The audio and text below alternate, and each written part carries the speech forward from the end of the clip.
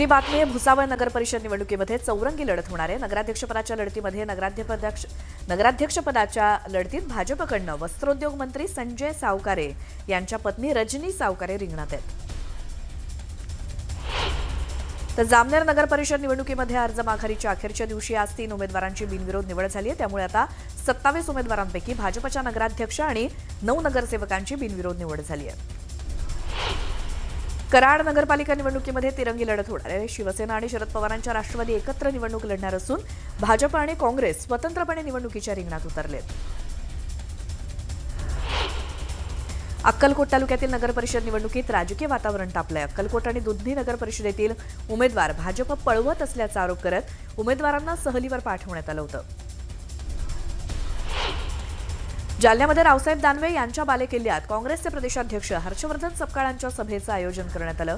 तर भोकरदन नगर परिषदेवरती काँग्रेसची सत्ता आणणार असल्याचा दावा सपकाळांनी केला. बारामती नगर परिषदेत राष्ट्रवादीच्या 8 उमेदवारांची नगरसेवकपदी बिनविरोध निवड झाली आहे. राष्ट्रवादीच्या कार्यकर्त्यांनी फटाक्यांची आतिषबाजी करत जल्लोष केला. अहिल्यानगरच्या राहतामध्ये ठाकरेंच्या शिवसेनेतनं हकालपट्टी केलेल्या उमेदवारांनी अर्ज मागे घेतलाय. राजेंद्र पठारे यांनी नगराध्यक्षपदाचे 2 अर्ज मागे घेतलेत. ठाकरेंच्या वरिष्ठ नेत्यांनी त्यांच्यावरती एबी फॉर्म चोरी केल्याचा आरोप केला होता. नंदुरबार नगर परिषदेच्या निवडणुकीतनं अर्ज मागे घेतल्यानंतर भक्तवत्सल सोनार यांना अश्रू अनावर झाले. शिवसेनेकडनं पाठबळ नसतानाही त्यांनी अर्ज केला होता. नातेसंबंधांमुळे आपण माघार घेतल्याचं त्यांनी स्पष्ट केलं. शिर्डी नगर परिषदेच्या निवडणुकीतनं भाजपच्या उमेदवार मनीषा गोंदकर यांनी माघार घेतली आहे. त्यामुळे अपक्ष उमेदवार छाया पोपट शिंदे यांची नगरसेवकपदी बिनविरोध निवड झाली आहे. माळेगाव नगरपंचायतीमध्ये राष्ट्रवादीसोबत भाजपचे रंजन तावरे यांचं मनोमिलन झालंय. राष्ट्रवादी 12 जागांवरती लढणार आहे तर रंजन तावरे गट 6 जागांवरती लढणार आहे. दौंड नगर परिषदेच्या निवडणुकीत राष्ट्रवादी आणि ठाकरेंच्या शिवसेनेनं युती केली आहे. एकमेकांविरोधात लढणाऱ्या पक्षानं युती केल्यामुळे दौंडमध्ये जोरदार चर्चा आहे. ठाकरेंची शिवसेना 1 जागा आणि राष्ट्रवादी 25 जागा लढणार आहे. मुख्यमंत्र्यांसमोर ठरलेला शब्द माजी मंत्री बाळा भेगडेंनी फिरवला. त्यामुळे पुणे, लोणावळा आणि तळेगावात दम भरलेल्या शरद पवारांच्या राष्ट्रवादीसोबत जाण्याची वेळ आली असा आरोप आमदार सुनील शेळकेंनी भाजपवरती निशाणा साधला. महाविकास आघाडीच्या कुठल्याही घटक पक्षाबरोबर आम्ही तडजोड केलेली नाही असं वक्तव्य प्रफुल्ल पटेल यांनी केलं. लोणावळा नगर परिषदेबाबत विचारलं असता प्रफुल्ल पटेलांनी ही प्रतिक्रिया दिली. नांदेडच्या हिमायतनगरमध्ये अर्ज मागे घेण्यावरून राष्ट्रवादी आणि उबाठा पक्षात राडा झाला. दोन्ही पक्षाच्या नगराध्यक्षपदाच्या उमेदवारांमध्ये झटापट झाली. निवडणूक निर्णय अधिकाऱ्यांच्या कार्यालयातच गोंधळ झाला. नांदेडच्या बिलोलीमध्ये उमेदवारी मागे घेण्यावरून 2 गटात वाद झाला. राष्ट्रवादीच्या महिला उमेदवाराच्या पतीला घरात डांबून ठेवण्यात आलं होतं. राष्ट्रवादीच्या कार्यकर्त्यांनी पोलिसात धाव घेऊन महिला उमेदवार विजयलक्ष्मी हरणे यांच्या पतीची सुटका केली. हिंगोली नगर परिषदेच्या वॉर्ड क्रमांक 17 मधनं भाजपच्या गजानन सोनुळेंनी उमेदवारी मागे घेतली आहे. आतापर्यंत भाजपच्या 3 उमेदवारांनी अर्ज मागे घेतले. मनसरमधनं राष्ट्रवादीच्या वंदना बाणखेले यांची नगरसेवकपदी बिनविरोध निवड झाली आहे. नव्यानं स्थापन झालेल्या मनसर नगरपंचायतीमध्ये पहिली नगरसेविका होण्याचा मान त्यांनी मिळवला आहे. बदलापूर नगर परिषदेच्या निवडणुकीत शिवसेनेनं खातं उघडले. शीतल राऊत यांची नगरसेवकपदी बिनविरोध निवड झाली आहे. दरम्यान शिवसेनेच्या कार्यकर्त्यांनी फटाक्यांची आतिषबाजी करत जल्लोष केला. तर आळंदी नगर परिषदेच्या नगराध्यक्षपदासाठी महायुतीतील भाजप आणि राष्ट्रवादी काँग्रेस पक्ष एकमेकांसमोर उभे ठाकले. नगराध्यक्षपदासाठी भाजपनं प्रशांत कुऱ्हाडेंना तर राष्ट्रवादी काँग्रेसनं प्रकाश कुऱ्हाडेंना उमेदवारी दिली आहे. आणि आता एक बातमी बघूयात. राज्यातील अनेक नगरपंचायती आणि नगर परिषदांमध्ये भाजपचे उमेदवार बिनविरोध निवडून येत असल्याचं चित्र आहे. धुळ्यामधील दोंडाईचा नगर परिषदेत त्या पुढचं पाऊल पडलंय. ते म्हणजे राज्याचे मंत्री जयकुमार रावल यांच्या नेतृत्वाखाली या नगर परिषदेतील सर्व 26 जागांवरती भाजपचे उमेदवार बिनविरोध निवडून आलेत. संपूर्ण बिनविरोध ठरणारी दोंडाईचा नगर परिषद ही राज्यातली पहिलीच नगर परिषद ठरलेली आहे. सर्व 26 नगरसेवकांना मुख्यमंत्री देवेंद्र फडणवीस यांनी शुभेच्छा दिल्या आहेत आणि अशाच पद्धतीनं भाजपवर विश्वास दाखवत राहा असं आवाहन फडणवीसांनी केलं. सर्व जातीचे, धर्माचे, पंथाचे, पक्षाचे सगळ्या गोष्टी बाजूला ठेवून आमचं गाव एकत्रित येत असेल तर आमचाही पाठिंबा असं सगळ्यांनी भूमिका घेतली आणि 26च्या 26 नगरसेवक हे बिनविरोध झाले. हा ऐतिहासिक क्षण आहे. देवेंद्र फडणवीस साहेबांचं सतत मार्गदर्शन असतं. दोंडाईच्या शहराशी देवेंद्र फडणवीस यांचं इमोशनल कनेक्ट आहे.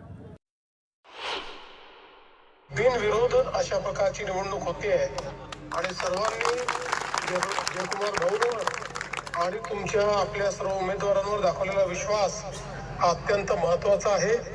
आणि आता आपली जबाबदारी या विजयाने वाढली आहे. आता आपल्याला हा जो काही लोकांचा विश्वास आहे तो सार्थ करून दाखवण्याकरता पूर्वीपेक्षाही जास्त काम करावं लागेल. त्याकरता सर्व निवडून आलेल्या उमेदवारांच्या आणि जयकुमार भाऊंच्या पाठीशी आम्ही सगळे आहोत आणि पूर्ण ताकदीने आपण सर्व कामं करू हा विश्वास मी आपल्याला देतो. पुन्हा एकदा सर्वांना मनपूर्वक शुभेच्छा. पुन्हा पाहूयात आपला महाराष्ट्र वेगवान घडामोडी. अमरावतीमध्ये कृषी मंत्री दत्ता भरणेंच्या ताफ्याला काँग्रेसच्या कार्यकर्त्यांनी काळे झेंडे दाखवले आहेत. काँग्रेसचे अनेक पदाधिकारी राष्ट्रवादीत प्रवेश करणार असल्यामुळे कार्यकर्त्यांनी विरोध केलाय. दरम्यान जोरदार घोषणाबाजी करण्यात आली. ऊस दरासाठी स्वाभिमानी शेतकरी संघटना आक्रमक झाली आहे. स्वाभिमानीच्या वतीनं धाराशिवमधील ढोकी चौकात चक्का जाम आंदोलन करण्यात आलं. ऊसाला प्रतिटन 3,500 रुपये दर देण्याची मागणी करण्यात आली. अहिल्यानगरच्या निमळक परिसरातील बिबट्याच्या वाढत्या हल्ल्यांबाबत उपाययोजना करावी या मागणीसाठी वनविभागाच्या कार्यालयासमोर प्रहारच्या वतीनं आंदोलन करण्यात आलं. यावेळी मागण्यांचं निवेदन वनविभागाला देण्यात आलंय. छत्रपती संभाजीनगरच्या पाचोडमध्ये आक्रोश मोर्चाचं आयोजन करण्यात आलं. मालेगावातील अत्याचार प्रकरणात कठोर कारवाई करण्याची मागणी करण्यात आली आहे. दिल्लीमध्ये 10वीत शिकणाऱ्या एका विद्यार्थ्यानं आत्महत्या केली. त्यामुळे शाळेबाहेर पालकांनी सलग दुसऱ्या दिवशी आंदोलन केलं. संबंधित शिक्षकांवरती कठोर कारवाईची मागणी करण्यात आली आहे. अहिल्यानगर जिल्ह्यातील पुणतांबा गावामध्ये गेल्या 25 दिवसांपासून ग्रामस्थांना पाणी टंचाईचा सामना करावा लागतोय. सत्ताधारी आणि प्रशासन दुर्लक्ष करत असल्यामुळे मनसे आणि ग्रामस्थांनी पुणतांबा ग्रामपंचायतीसमोर मटकाफोड आंदोलन करत तीव्र संताप व्यक्त केला. डोंगराळे अत्याचार आणि हत्या प्रकरणी चिमुकलीच्या आई-वडिलांचा चांदवड कोर्टामध्ये जबाब नोंदवून घेण्यात आला. चांदवड कोर्टामध्ये न्यायमूर्ती वृषाली शृंगारे यांच्यासमोर जबाब नोंदवण्यात आला असून हा जबाब मालेगाव अपर सत्र न्यायालयामध्ये पाठवला जाणार आहे. मालेगाव अत्याचाराच्या घटनेचा छत्रपती संभाजीनगरात निषेध करण्यात आला. महिला काँग्रेस कमिटीच्या वतीनं या चिमुकलीला न्याय देण्याची मागणी करण्यात आली. मालेगाव घटनेचे पुण्यामध्ये पडसाद बघायला मिळाले. पुण्यातील स्वारगेट चौकामध्ये आरोपीला प्रतिकात्मक फाशी देत महिलांकडून निदर्शनं करण्यात आली. बालिकेच्या हत्येच्या निषेधार्थ मालेगावात जनआक्रोश मोर्चा काढण्यात आला. मोर्चा संपतात जमाव आक्रमक झाल्याचं बघायला मिळालं. संतापलेल्या जमावानं न्यायालयाचा गेट तोडण्याचा प्रयत्न केला. पोलिसांनी तत्काळ कारवाई करत जमावाला न्यायालय परिसरातून बाहेर काढलं. मालेगावातील डोंगराळे गावातील चिमुकलीवरती झालेल्या अत्याचाराच्या घटनेचा निषेध म्हणून वाशिमच्या बसस्थानक परिसरात नागरिकांनी नराधमाचा पुतळा जाळला. यावेळी अनसिंग व्यापारी मंडळ, हिंदू संघटना आणि नागरिकांनी एकत्रित येत चिमुकलीला श्रद्धांजली वाहिली. मालेगावात झालेल्या मुलीवरील अत्याचाराच्या निषेधार्थ नाशिकमध्ये मोर्चा काढण्यात आला. काळ्या फिती लावून मूक मोर्चा काढत आरोपीला फाशीची शिक्षा देण्याची मागणी करण्यात आली. सावरकरांच्या बदनामी प्रकरणी राहुल गांधींना दिलासा मिळालाय. राहुल गांधींविरोधातील खटला कोर्टाकडून रद्द करण्यात आलाय. न्यायालयीन प्रक्रियेचं पालन न केल्याचा निष्कर्ष कोर्टानं दिला. बुलढाण्याच्या मोहना बुद्रुक मधल्या जिल्हा परिषद शाळेमध्ये मुख्याध्यापकानं मद्यधुंद अवस्थेत धिंगाणा घातला. प्रार्थना सुरू असतानाच विद्यार्थ्यांसमोर मुख्याध्यापक दारू पिऊन आल्यामुळे पालक आक्रमक झाले. संबंधित मुख्याध्यापकावरती गुन्हा दाखल करण्याची मागणी ग्रामस्थांनी केली.